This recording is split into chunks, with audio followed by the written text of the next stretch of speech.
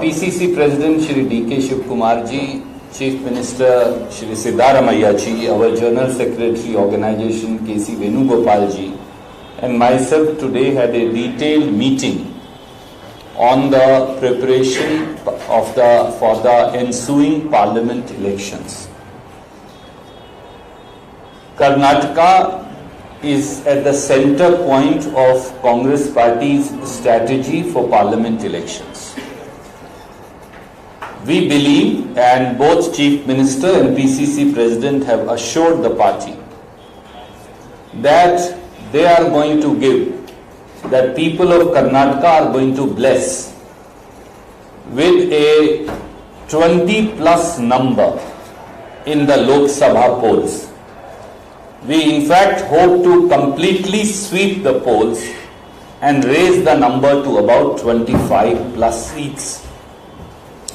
And the process of identifying the parliamentary candidates must begin without any delay. I am myself going to start touring different parliamentary constituencies after the 5 state polls that are going to get concluded by end of this month.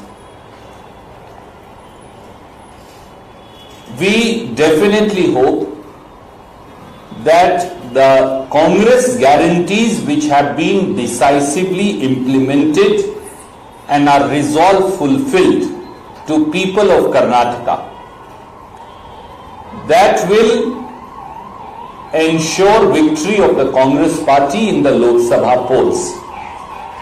We have therefore chosen today's day, which is the Karnataka Rajyo Utsav, and my best wishes to each one of the fellow Kannadigas on this auspicious day, when the state has again resolved to further march onwards on the path of progress and prosperity. We have requested PCC President, we have requested Honorable Chief Minister to also use this interregnum period of 15 days to identify the set of candidates for the ensuing Parliament polls.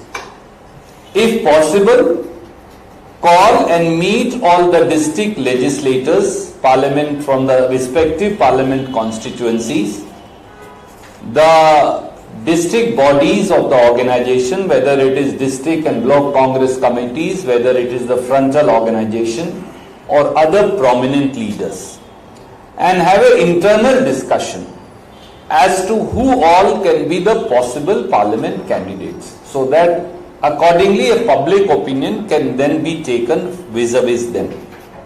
Both of them have assured that with the blessings of people of Karnataka, Congress party will give the highest number. 20 plus for sure, 25 plus they will make an effort in the ensuing Lok Sabha polls.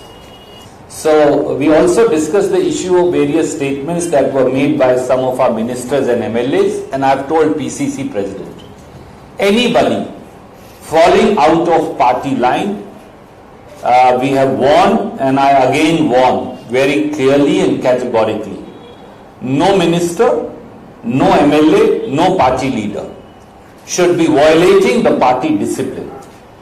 Anybody who does so is doing a huge disservice to the party. And anybody who does not fall in line, then the party would have to think of taking appropriate action. We want that the entire state cadre, be it a block Congress president, district Congress president, frontal organization, MLA, for MLA candidates who could not make it, ministers or other functionaries in the government who belong to the party, must always look at adhering to party's discipline and ensure that the party's agenda is implemented.